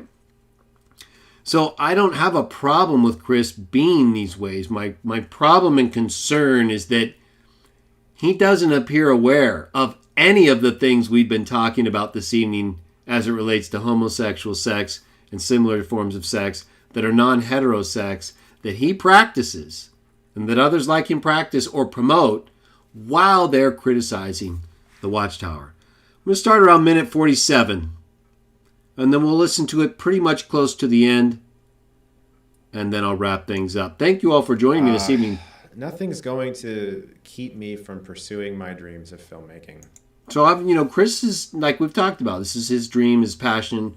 I can accept and respect that. But understand, putting filmmaking ahead of things related to the Bible isn't something that appeals to everyone, right? So while I do respect Chris in the sense that he's someone on YouTube who gives you insight into some of these videos and things that we do at times talk about, these movies, now I know more about him in ways that while I still think he's a nice guy, I don't have as much respect for him, not because he's a pansexual, although that's kind of part of it, right? Like I've been talking about. The consequences of that choice of lifestyle don't reflect very well in some regards on a person, in my opinion. Doesn't mean they can't do a job or are unfit to be used in society in different ways. It just means their choice of sexual practice and relationships is damaging to them in ways that I can show are the case. It's not my opinion. It's just the facts that are available about that decision, so I don't make it. That's not me being afraid of it, other than not wanting to have those consequences, right? That's kind of a healthy fear, if you want to call it homophobia. But that's not how they use it. They use it almost like the race card of the gay community, right? Like, they'll use it when you're not really, they're used like if they think you're being mean to them, right? And disagreeing with someone is not being mean. Believing someone is doing something that's hurtful to them and other people, if it really is and you can show it, isn't being mean. Even Chris in his video at the start, we're not going to get into it, but I'm going to mention it, says he's not being hateful toward the Watchtower. And I don't think he is in a deep sense. I don't think he's being totally fair, but I don't think he's being hateful. The same way, neither am I. I'm just being honest and open like he's trying to be and telling you why. But his attachment to filmmaking over and above all these other things related to the Bible, right? So obviously we don't see eye to eye on that. I don't see filmmaking as that important. So he's not someone I would want to be around as much as I would someone who sees what I do as important. So it's not discriminating not to want to be an associate of people like Chris or people who are involved in pansexuality or homosexuality. We just don't have the same lifestyles. Nothing. And I've realized that I'm never going to give up. It's just not going to happen. Because every time a challenge is presented to me, I always think, well, this is nothing like losing your entire friends and family. We can relate to that, right? Those of us who have been a part of the Watchtower can appreciate Chris's concern that he expresses earlier in his video and here, that there is a significant consequence to not following along with everything the Watchtower teaches, and it could end up costing you your family. Very unfortunate, but true. This is just like a hurdle that I have to try to jump. That's it, you know? And I've kept all this inside over the years because, to be completely honest, I'm very nervous about talking about these things because I just didn't want to read anything that didn't take this seriously, that mocked me. I don't think anyone wants to be mocked, so we can appreciate that as well. I don't think I've mocked Chris. I don't agree with Chris. I've explained why. I've told you why I do like Chris, some things I like about him. But I think as we're going to see, promotion of pansexuality, the forms of non-heterosexuality, like he talks about with certain homosexuals that he knows that were part of the Watchtower, that the way he talks about them is a promotion of those lifestyles in ways that I just can't accept, and that I find unusual and even hypocritical in a video that criticizes the Watchtower. Right? It'd be one thing if he just didn't bring up his lifestyle, right? Which he's allowed to do. It's not like I never want him to talk about it. In fact, I do. I think talking about it's a good way for us to discuss the issues better. But talking about it in a positive way when it's so obviously involved with abuse, while you're talking about people being involved with obvious abuse, takes away from what you're talking about, in my view. Or that was negative. I know that the internet's a shitty place, and I didn't feel like it was a safe place to share. But I've seen so many videos that I've watched over the past few years with ex-Jehovah's Witnesses talking about how genuinely alone they feel. And it's a small community, you know? I think it's a growing community, and I think what he says is by and large correct, that the way that you end up feeling after leaving a group like the Watchtower has a significant impact on you individually. But you still have to move on, like he's kind of talking about, right? Jumping over the next hurdle, you have to carry on, or at least try to. So I give him credit for that. It's not easy. And Chris has certainly taken seriously his desire to promote filmmaking. And he's sacrificed everything pretty much for it. So he's at least pursuing his dream. And I give him credit for that. I don't think it's the right exchange or that it's the best thing to pursue, but I'm not Chris, right? He gets to do that. There's not a lot of people out there supporting them. And if in some way I can be a person that they look and say, okay, I'm not alone. Someone else has dealt with that, and they're being honest about it. And I think Chris will help a lot of people like him who are homosexual or pansexual, because former Watchtower people are those who are still involved with the Watchtower who are not homosexual or pansexual or bisexual. When they find out, as we're going to find out in a few moments, that Chris is a pansexual, most heterosexuals see that as, again, a bad choice. Not you as a bad person necessarily, right? You might be a bad person who's a homosexual or a bad person who's a heterosexual. But the act of the homosexual sex, heterosexuals see as bad in the sense that it's not, it damages you. and it damages the other person, just like we read. And it doesn't lead to pleasurable reproduction without those consequences, right? So once Chris reveals that, most heterosexuals are going to resist the full force of what he's trying to say with regard to difficulties in the Watchtower, because it's going to look like he doesn't recognize the same or similar damages or dangers in the lifestyle he's chosen apart from the Watchtower, right? It's like he's jumped from the frying pan into the fire, or from another frying pan into another frying pan, right? I mean, it's hard to take it seriously. If you saw something jumping from a frying pan into another frying pan, would you really think they accomplished a whole lot?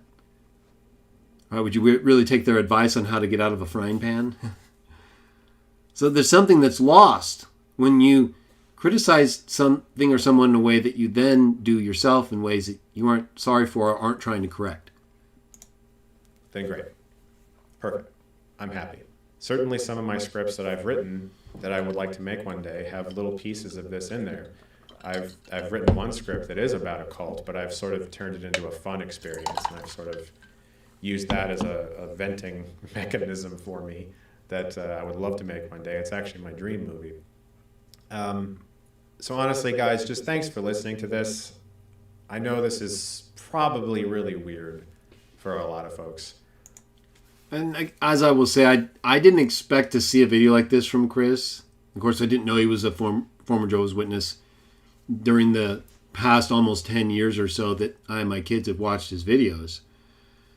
And while I will still, as I said, watch some of his videos, I know more about him in ways I really didn't care to, as far as certain things that I look for in movie reviewers. But that doesn't make me think less of him. It just means when I look for movie reviews, I'm kind of just looking for that, not a lot of this other stuff. Now, I'll look at Chris a little differently in terms of the movie review selection, right? And he was always more positive than I thought probably he should be in some ways, which isn't always a negative. But nevertheless, knowing more about him in these ways where his choices seem a little bit conflicted makes it a little more difficult. But nevertheless, I don't hate him. I don't think less of him. I just don't believe he's really thinking as seriously about the life he's chosen as he is about the life he's left.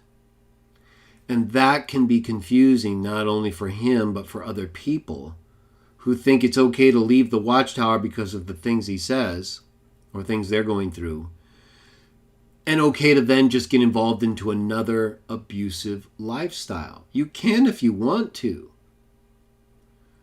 But when people are trying to tell you to leave something because it's abusive, and then encouraging by either their example or choices you to do something that's also abusive, again, I'm not so sure there's much benefit, if any, and there could even be more harm depending on the type of abuse you're exchanging versus leaving.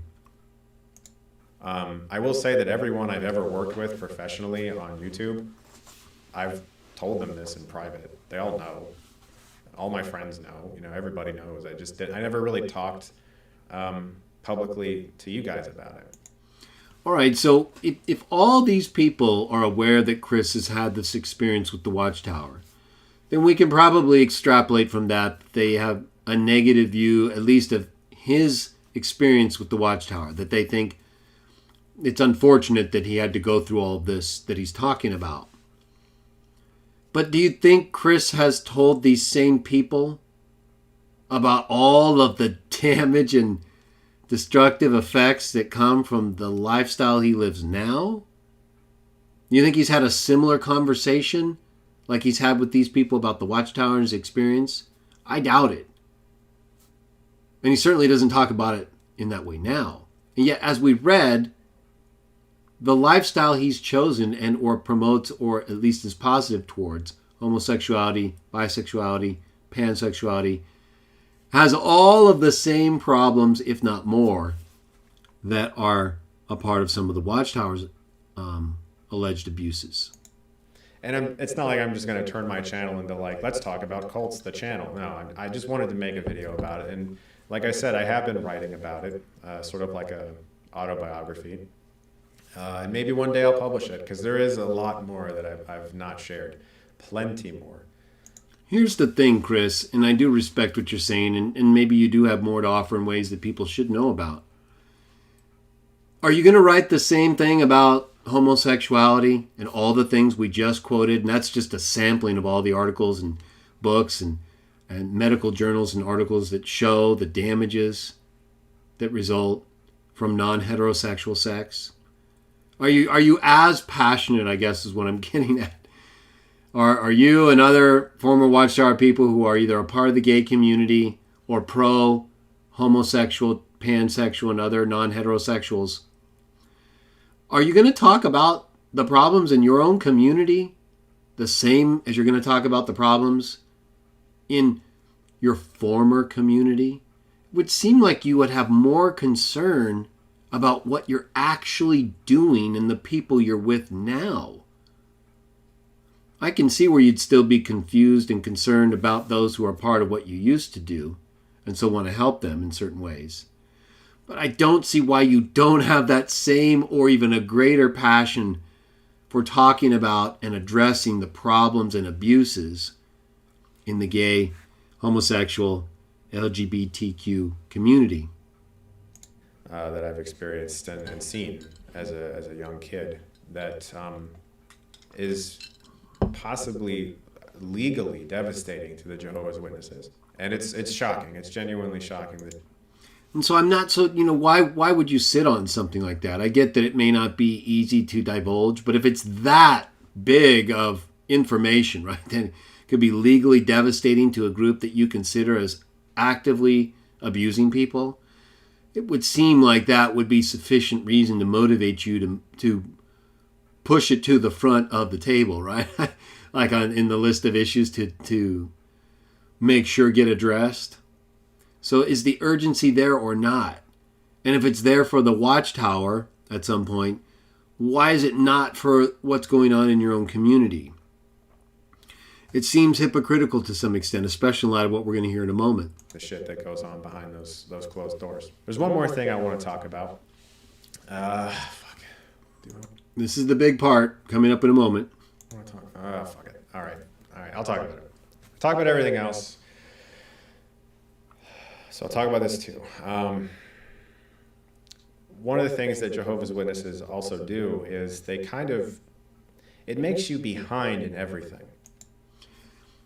I think, and he's going to get into this a bit more, but this part here, I think Chris could have left out. It makes it seem like he's blaming the Watchtower for him not coming out this long after the fact. Right? I mean, he's been making movie reviews for a lot of movies the Watchtower doesn't agree with for a long time. And I get that it's not easy to talk about these things, and it sometimes takes time. It takes different time for different people for different reasons. But again, he's already mentioned that he potentially has legally devastating information for the Watchtower that he hasn't divulged. And he's kind of leading into his coming out as a pansexual with this premise that the Watchtower makes you really behind in a lot of ways. And that could be argued for, I think, as true in some respects, like he talks about in a moment. But it also helps advance you in ways, right? Teaches you a lot of historical information, wisdom from ancient text sources, kings, and others. That definitely helps fill out your perspective on life and gives you a lot of advantages, from public speaking to history, again to knowledge, and various forms of wisdom and sayings that allow you to understand things better in life. You're behind in socializing. You're behind in learning about your body. You're behind in being a normal person, that it takes you longer than most people to realize things about yourself, to have truths about yourself made known. Okay, and that's true as well. Right? We all progressively become more aware of different things at different times. But let me ask you this. We all have pretty much the same body parts, other than the male-female reproductive organ. How long does it take you to know how to use your anus? We use it every day, pretty much, right? How long does it take you to learn how to use your penis? Sexually. And for urination. Just to use it. How long does it take you to learn how to use your vagina? Are you able to tell pretty quickly, after learning how to use those 3 organs, when something is not good for them? Are you able to tell when something's bad for your anus? Like tearing it open? Causing you to leak? It seems like these things are pretty easy to become aware of in terms of what they do, right? We all know from our own experience pretty much what they do and can't do and what damages them. With that in mind, let's go on. So I'll just talk a little bit about something that I've realized over the past few years, and I've only shared with, honestly, like 5 or 6 people. When I was younger, and into my early 20s, when I was leaving the Jehovah's Witness faith, I referred to myself as straight. I'm not. I am not. Yeah. So, like I said, I probably would have realized this about myself a lot younger if the Jehovah's Witnesses weren't so restrictive about sexuality. Okay, so once again, he kind of doubles back to this, what appears to me to be an attempt to blame the Watchtower, rightly or wrongly, for him not coming out this late sexually. But yet he just said that around his early 20s, when he was leaving the Watchtower, that he referred to himself as straight. Okay, so it's been probably a decade or more since then. And he's only now telling us the truth. Is that the Watchtower's fault? Is it the Watchtower's fault that after he left the Watchtower in his early 20s, he chose to tell everyone what was not true because it was better for him? Isn't that similar to what the Watchtower does, according to him and other people who have left it and criticize it? That they don't tell people the truth because it benefits them? It's pretty much the same thing. I mean, there are differences, but it's at its core, it's a fear of what is true for your own sake. It's a fear of what the information will do when other people find out. So I don't believe he can credibly blame the Watchtower for anything that he chose to do after he deliberately separated from them in any meaningful way. There may still be effects, and I can't speak for all circumstances and things, but what I just heard didn't make a lot of sense or seemed to be a legitimate thing to blame the Watchtower for. This not coming out in all this time since at least his early 20s, right? Maybe he could make a case that before he left the Watchtower in his early 20s that he didn't come out because, he was still active and it was more pressure and difficult. We can understand that. It happens. It takes time for different people to overcome certain life pressures and circumstances. But after he left, after he chose to leave them and still not be open about his sexuality, that's on him, right? There may be some residual effect, but I mean, at that point, he's being open with himself about not wanting to be with the Watchtower, but yet suppressing the truth about his sexuality. So again, it gets back into the same kind of a criticism you'd level against the Watchtower, that they're not being honest for their own benefit. At least Chris is being honest about it now, right? Which would be different in one sense from the Watchtower if what they're doing is, like he and others say, lying to people for their own benefit. And if they weren't fucking homophobic. I respect that they have a right to choose their lifestyle, but as a Bible reader... Excuse me! I'm a Bible reader too. I go to church, and our church is one of the biggest supporters for this marathon. So what are you trying to say?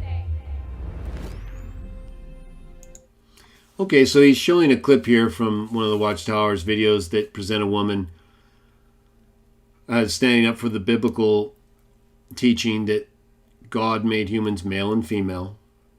And everything we've read this evening from all these medical sources and references that show none of the consequences that exist among normal hetero relationships and that exist among homosexual and similar relationships make it clear there's a difference. So here the Watchtower is presenting a woman who stands up for that difference using the Bible and its teaching about that difference. And another woman who claims to belong to a church that's criticizing her for speaking out against this acceptance of homosexuality. Right? Is that homophobia? Does that qualify as homophobia to any of you? Well, I'm here to tell you, if you look up homophobia, you'll find numerous instances, and we'll get to a couple probably in a few moments here that I have. We're going to finish up with Chris in a moment. None of it involves the presentation of your belief for good reasons and why you choose not to do something and don't get involved with others who do that something for the very reasons you don't do it. Right? But being afraid of something because it's damaging to you is never a bad thing. Yet that's what I would argue real homophobes like Chris, who were afraid for years of their own sexuality, too afraid to be open and honest, and therefore lied to other people knowingly, after leaving the Watchtower in his early 20s.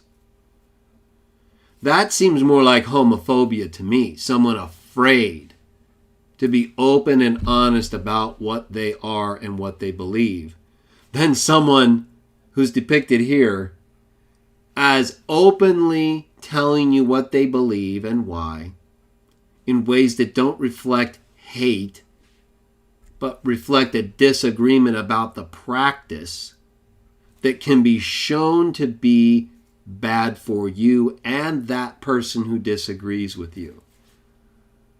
This is homophobia to Chris, someone who for years was so afraid of the consequences of being honest about his sexuality, chose to tell people something that wasn't true.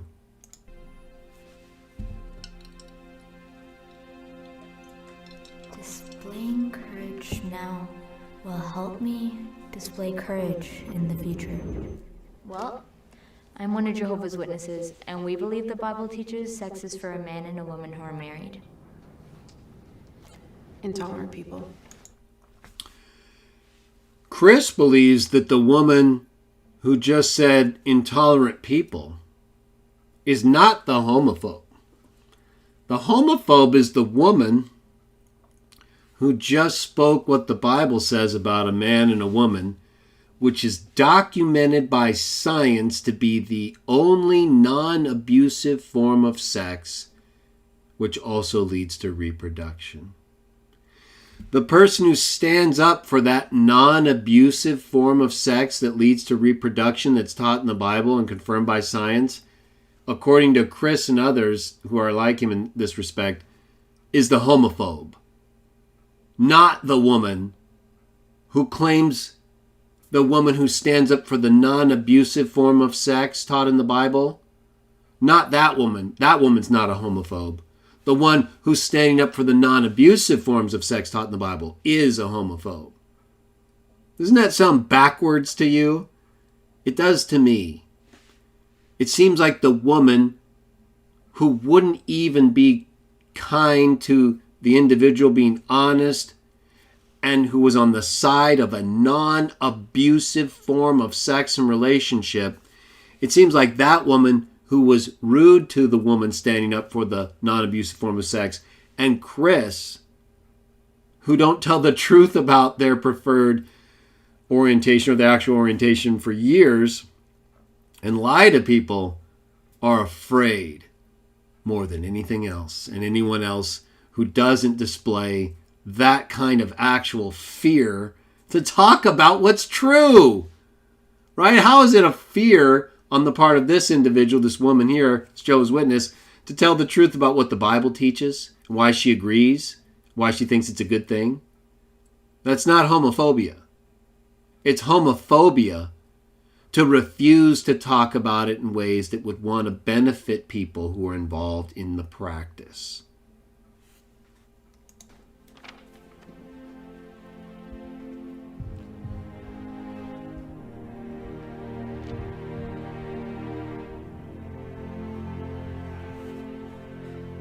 Wow. That sure took courage. That's what I told her. And I asked her to think about when the political powers destroy false religion. At that time, people won't want to admit that they're religious.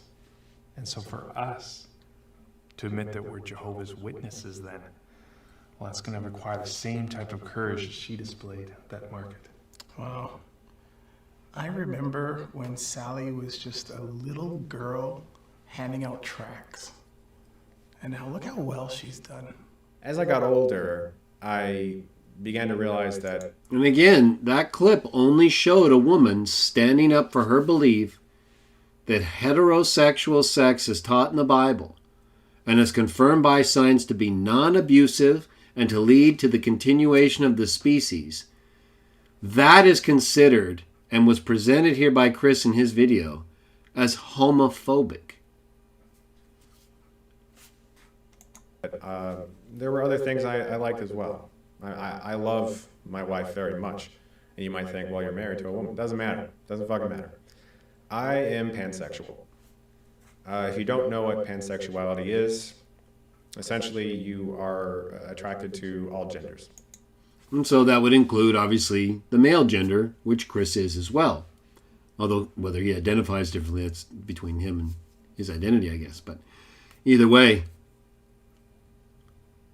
And with pansexuals, of course, there can be some who will go as far as having, relations with corpses, and others who draw the line there. But as I mentioned, Chris is very open and in no way critical of these kinds of lifestyles, while at the same time being critical of the Watchtower for similar reasons that would be applicable to his own lifestyle that he is not critical of. And that's me. That's how I feel. When I first told my wife about this, she was really welcoming, and I have been given permission by her to say this. She is demi-pan, and so she was actually very excited. And if anything, this has actually made our relationship even better and more open. It took me a while to realize that. So you see, when I say he's promoting these lifestyles, that's what I mean, right? This to Chris, and obviously to his wife as well, and those like him, is not bad in any way. Right? Being pansexual, being homosexual. There's nothing negative being presented about those lifestyles at all.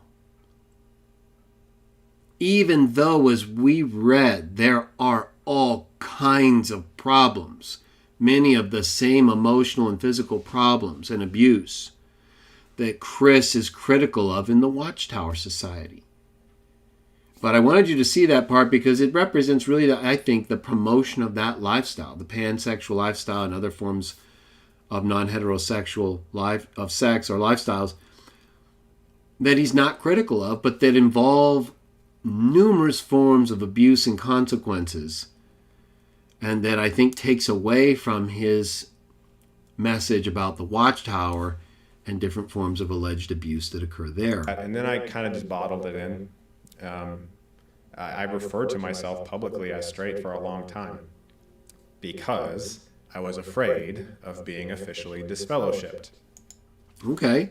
That makes some sense. None of us would really want to have to go through that, and those who have know it's unpleasant. But he already said he had left the Watchtower, basically, other than, formally probably dissociating or disfellowshipping, which was his concern, as he's stating here. But he still chose not to be honest. He chose that. The Watchtower didn't force him to tell other people what was not true for however many years he's been doing this until now.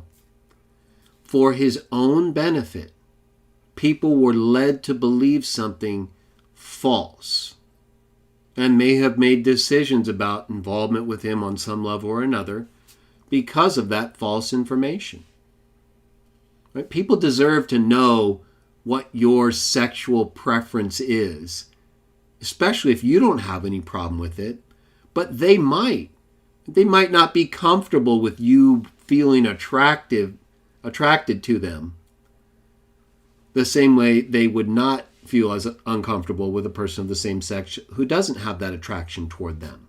But if they don't even know that, they don't have the option of being around you or not around you when those conditions might exist.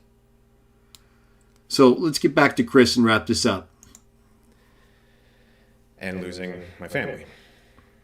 So now that I probably will be, fuck it. Well, but you chose to, if that was your concern all this time and why you chose to lie to people or not be honest with them about your sexuality, and doing this video is going to cost you the very thing that you were afraid to lose during the time you were lying to other people, then how much did you really care about the thing you're losing now by doing this video? Obviously not very much. But yet you cared for it to such an extent you lied to other people. It wasn't just a mistake. You kind of knew what you were doing. And while we all sometimes know what we're doing and don't do it right and wish we did it differently, when you criticize a group like the Watchtower for some of the very same things you're doing over the type of period that you did them, and then promote a lifestyle that you lied about during that time, then has all of these problems similar to the complaints you have with the Watchtower, it's just not a good way to go about helping people. Again, it might help a lot of people in the gay community who, like Chris, don't really care about the Bible or, certain things that people who still believe in the Bible do. And so you may help them just in terms of solidifying their reasons for leaving the Watchtower. But you're not helping them in terms of dealing with their own form of abuse or the abuses that exist in the homosexual community and pansexual community, bisexual community, like we've read about, and that are obvious.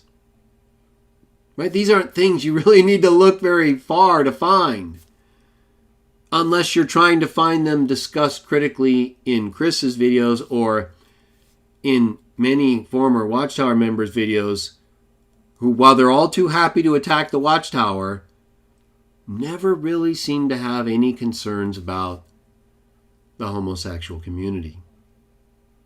Certainly nothing at all like they do with the Watchtower. The world is a different place. I don't think people really care that much about this kind of stuff. I think people are a lot more welcoming nowadays. I just don't want to go around, acting like I'm different or something. There's just things that I'm tired of fucking keeping in. It's 2021. It's 2021. So now everything's okay. Well, guess what? Homosexuality, bisexuality, pansexuality, they're not new. They're not 2021 views or practices. They've been around for thousands of years. The god Pan is one of the most ancient gods, even according to people like Herodotus. Right? We have statues of Pan having sex with animals. We know all about Pan. We've had homosexuals with us for thousands of years as well. It's the whole story involving Sodom and Gomorrah, the attempted abusive raping of two men by homosexuals. The men they were attempted to rape, according to the Bible, were actually angels. We have Nero, homosexual emperor of Rome in the 1st century. He liked to dress up as a wild animal and grab people's genitals. Just like a famous executive recently did with Terry Crews. Right? So none of this is new. Maybe a few things, but this has been around a long time. The argument that it's 2020 or 2021. So what? These things are just as abusive now as they were back then. Have you ever looked up the damage that's done by homosexuals in their relationships? Even if you haven't, it's almost impossible not to experience yourself.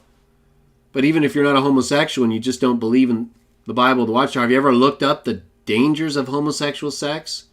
Do you just promote it because it's not the Watchtower and you want people to feel good about themselves no matter what, as long as they're not involved with Watchtower? Maybe it's time to be more consistent. Maybe it's time to, instead of just criticizing the Watchtower, if that's how you want to spend your time, that you are equally reflective of the consequences of your own actions and the things that you're promoting in videos where you are attempting to show concern about people whom you consider victims of abuse. One of my New Year's resolutions was to be as honest about myself as possible. And I have definitely kept that resolution. I just would appreciate, I just don't want anything to change. We can't always have what we want, right? I mean, if you don't want things to change, don't change them. But Chris is the one who chose to tell everybody, first, that he was straight, which was not true. And then, not because he felt bad about lying to people or saying what was not true, but because of a New Year's resolution he made to himself, I guess. Maybe this is why for others, but it was a New Year's resolution that made Chris finally be honest with us and himself, openly at least, about his sexual preferences, his lifestyle, his practices, the things he hasn't been telling people for years, but that he's been doing that cause or lead to or involve some of, if not all of the things we read about earlier that are damaging and destructive to the physiology and emotions of people in the gay community, pansexual community, LGBTQ community, for all the reasons that we reviewed. And so while I think we all want to take people seriously who are involved with abuse and who have something to teach others about abuse, when it concerns practicing abuse while at the same time trying to help people avoid abuse, it might be better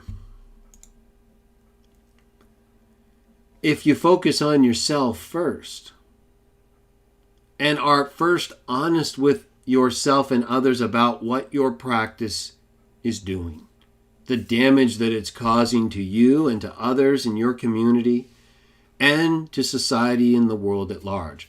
Homosexuals and people who don't practice heterosexual sex are interfering with the normal reproductive process. You don't reproduce as often as we do, heteros, right? And you'd have to come out of the homo relationship to reproduce with another homo, like a male homo and a female homo. You could reproduce that way just by choosing to.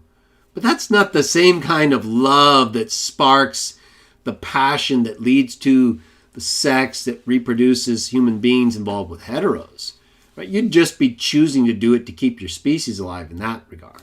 That's not the same thing as involved with heterosexuals when we have sex or relationships with each other.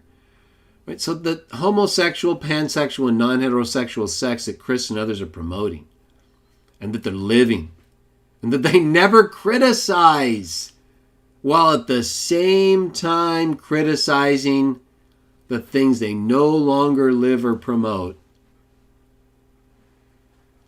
We have to be careful that we don't allow the things they may say that are correct on some level about certain practices or policies of groups like the Watchtower to then cause us to forget all of the damage that is done by homosexuals and people in the LGBT community who oppose heterosexual sex, who oppose what the Bible teaches about sex, all of which is correct in terms of the negative consequences that take place, right? And the destructive effects of homosexual and non-heterosexual sex. There's nothing positive about it other than how you choose to feel as a homosexual and the satisfaction you might receive from the ejaculatory experience. Right? But there's no benefit, all right? There's no health benefit other than your perceived feeling about being loved while someone is actually physically and emotionally abusing you. Or you're abusing them. But there's no benefit, at least with the Watchtower. You're going to get some benefits, right? You're going to benefit from learning about the Bible, learning about history, and ultimately coming to a point where you can see on your own what you need to do. When you're a part of the homosexual and LGBT community as a pansexual or otherwise, right, there's no growing there. There's only dying faster with more disease and higher drug usage risks and disease risks. There's no better quality of life you're experiencing and protecting by practicing those forms of sex.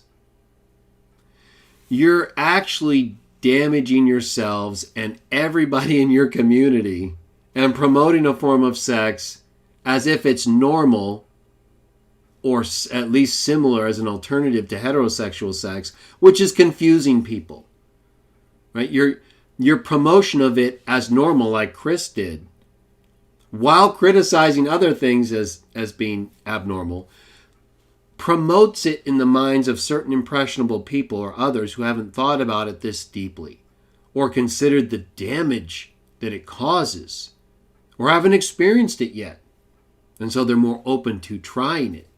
When we all know the consequences, right? It's not like sometimes as a homosexual you don't get damaged and sometimes you do. It's 100%.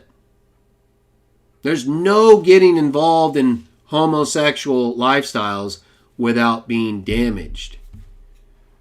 You can get involved with the Watchtower and avoid damage. It's not easy and there's some consequence, but you can absolutely get involved with them in ways where you can learn about certain things that they're telling you that are true and then continue to cultivate them on your own in ways that are true apart from them without any damage. It's only when you follow the things they're saying that are not true or hurtful to you that there's damage. And that's the same thing with homosexuals and those in the former Watchtower community who are homosexuals or who promote it, right? They're not telling their own community or even themselves, right? Even Chris, right? He couldn't be honest with himself for years, let alone other people. And nothing he said in any way suggested that his lifestyle was in any way abusive or bad at all. Only the Watchtower, only his experience with the Watchtower kept him from being more open and honest. Now he's doing everything right. Right? Wrong. He's not. Right? He might not be doing some of the things that aren't good to do with the Watchtower, like promoting the whole dates and all that stuff and misuses of blood, certain things that, right, we don't think fall in line with the Bible and what it teaches. And that can be hurtful to people, depending on what you do. But with homosexuality, there's no positive side other than your acceptance by other people who live that life and who suffer the exact same or worse consequences, better or worse to some degree, but you're all damaging your excretory organ, or in the case of female homosexuals, you're going through more emotional abuse by arousing each other in ways that stimulate the vagina to receive a male penis that you do not have and will never have, and that a strap-on will never replace. And so, if you want to promote those forms of sex and those kinds of lifestyles, you're allowed to do it. I just find it hypocritical when I see people who promote those forms of abuse, those legal lifestyles that we can't discriminate against, but that are obviously not good for you. And they're obviously not something you would want to promote as a healthy alternative lifestyle, because they're not. And any of you homosexuals, whether you're former Watchtower members or not, who disagree, you think all the sources and medical information that I've read and referenced this evening is incorrect, and that homosexual sex is actually a good thing, healthy for you in any way, I want to hear it. We're not afraid here to talk about it. My concern, though, is that you might be, and that people like Chris are, and that while they may have important things for us to say and consider when it comes to groups like the Watchtower Society, I'd like to hear more from you homosexuals and members of the LGBT community about your abuses. We know about the problems we have in our religious circles and communities. We're trying to deal with them. Any help you can provide, fine. But when the help you provide comes with other forms of abuse in mind, or that you're promoting at the same time, that's just not very helpful. And it makes us wonder why. Why is it at the same time you criticize other groups for abuse, you're living and or promoting the same or similar abusive lives? Or you're not speaking out in the same way like you do against the Watchtower or other groups about your own community's problems and abuses, many of which are exactly the same, that you appear to be concerned about, where it involves the Watchtower. So I wanted to have this discussion this evening because I know many homosexuals. I've known many homosexuals. I watched Chris's video. And what I'm not hearing or seeing from the homosexuals who criticize the Watchtower are the type of self-reflection and criticism that I believe will also help you grow as communities and as individuals and become more healthy, better people, if that's what you want. You don't have to choose it. You can do whatever you want. So can I. So can the Watchtower, as long as we're not breaking any laws. So I want to conclude this evening by pointing out that I don't believe any form of discrimination is a good thing, either against homosexuals, pansexuals, anyone in the LGBT community, or against Christianity, or anyone involved in religion that doesn't seek to hurt other people. But it's not hurtful to other people to try to help them by telling them the truth, facts that we can verify scientifically, and that are also consistent with religious views. That's not homophobia. That's showing courage to try to help people understand your position better and what they might also need to know to become happier, healthier, more productive members of society. It's only when we refuse to help people and those in other ways that we damage ourselves and society and we become less than what we could be.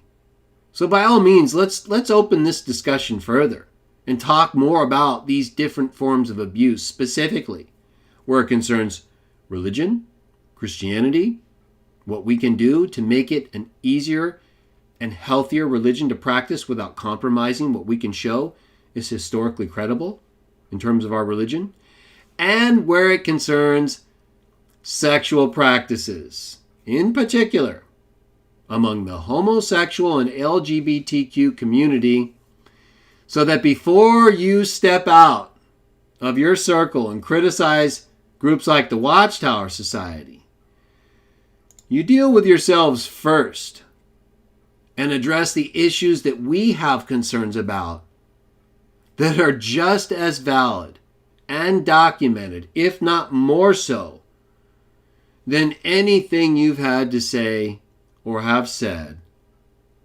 that concerns the Watchtower.